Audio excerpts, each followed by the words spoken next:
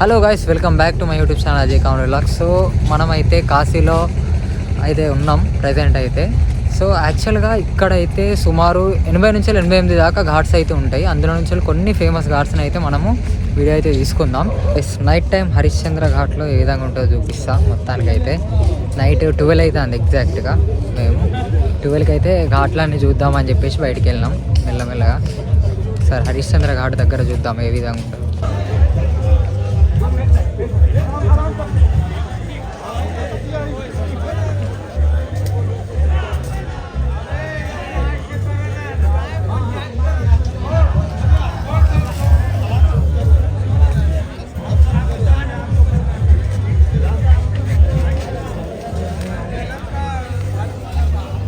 Night ఇప్పుడైతే ఎగ్జాక్ట్గా 12:30 అయితే అవుతుంది. ఇప్పటికీ చాలా బాడీస్ అయితే వచ్చినాయి. సో మేము ఇక్కడనే ఉండి కొంచెం చూసి అక్కడ కూర్చొని వెళ్ళిపోదామని చూస్తున్నాం. కానీ చాలా పబ్లిక్ అయితే ఉన్నారు, చుట్టుపక్కల ఫుల్ మంది అయితే ఉన్నారు. నేనైతే నిజంగా ఇట్లా చూసుడైతే ఇదే ఫస్ట్ టైం నా లైఫ్లో. పక్కనే దగ్గర ఉండి ఇలా కాలుతుంటే దీని దగ్గర ఉండి చూసుడు అనేది నేను ఎప్పుడు అసలు చూడలేదు. ఇదే నా ఫస్ట్ టైం అన్నట్టు. అంత వేరే లెవెల్ ఫీలింగ్ అయితే ఉంది. కాశీలో మణికరిక ఇంకా హరిశ్చంద్ర ఘాట్ దగ్గర మాత్రమే ఇది జరుగుతుంది. కానీ దీనికంటూ ఒక స్టోరీ కూడా ఉంది. అయితే పరమశివుడు ఇచ్చిన శాపము ఏదో. కానీ ఎలా అనంటే ఇక్కడ ఎప్పుడైతే ఒక డెడ్ బాడీ కాలకుండా ఉంటుందో ఆ రోజు ఖచ్చితంగా అదే లాస్ట్ డే అన్నట్టు ప్రపంచానికి.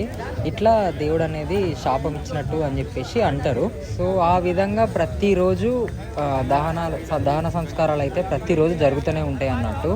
ఏ రోజైతే అలా జరగకుండా ఉంటుందో ఆ రోజు మనకు ప్రపంచం మొత్తం ఎండ్ అయిపోతుంది అని చెప్పేసి అనుకుంటారు. అండ్ ఇక్కడ కాశీలో చనిపోయినా, కాశీలో దహన సంస్కారాలు అయినా కూడా ఖచ్చితంగా మోక్షం లభిస్తుందని చెప్పేసి శివుడు వరం ఇచ్చిండు అన్నట్టు. సో ఎక్కడి నుంచెలైనా కూడా ఇక్కడ తీసుకొచ్చి వేయడానికి. ఇంకొకటి ఇక్కడ ఎట్లుంటుందని అంటే ఒక ప్లేస్లో ఒక డెడ్ బాడీ కాలడానికి ఒక్కొక్క ప్లేస్లో ఒక్కొక్క అమౌంట్ అనేది తీసుకుంటారు.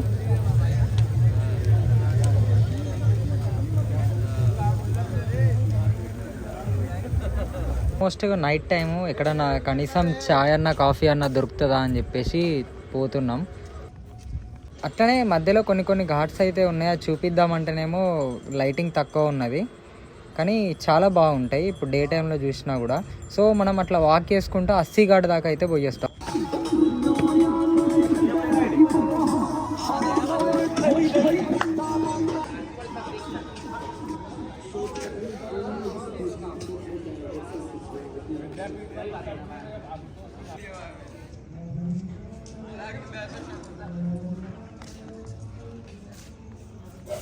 ఇది 80 ఘాట్ దగ్గరికి అయితే వచ్చినాం. ఇక్కడ నైట్ టైం ఈ విధంగా ఉంటుంది, కానీ మార్నింగ్ 5:30 నుంచి అయితే ఫుల్ పబ్లిక్ అయితే వస్తారు.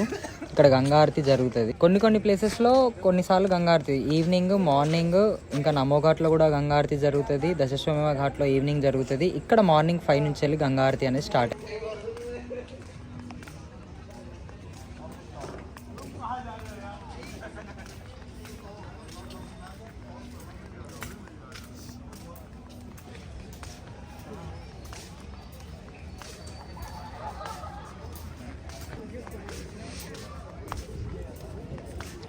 నిజంగా కాశీలో నైట్ టైం అయితే ఒకసారి ఘాట్ల చుట్టూ తిరిగి అయితే చూడండి, మస్తు అనిపిస్తుంది నడుచుకుంటా. ఎక్కువ పబ్లిక్ ఏమి ఉండరు, తక్కువనే ఉంటారు, కానీ పీస్ అనిపిస్తుంది మామూలుగా చూడడానికి. అయితే ఎక్కడక్కడ కూర్చొని ఒకసారి అయితే చూసి కూర్చుంటే మంచిగా అనిపిస్తుంది. సో మీరు కూడా ఎప్పుడన్నా వస్తే ట్రై చేయండి, ఇట్లా నైట్ అయితే తిరగడానికి ట్రై చేయండి. ఆల్మోస్ట్ ఏమంత ప్రాబ్లం ఏమి ఉండదు. మేము సుమారు 1:30 అవుతుంది. 1:30కి కూడా ఇట్లా తిరుగుతూ ఉన్నాం. మళ్ళీ పోయి హరిశ్చంద్ర ఘాట్లో కొంచెంసేపు కూర్చొని చూసి రూమ్కి వెళ్ళిపోతాం.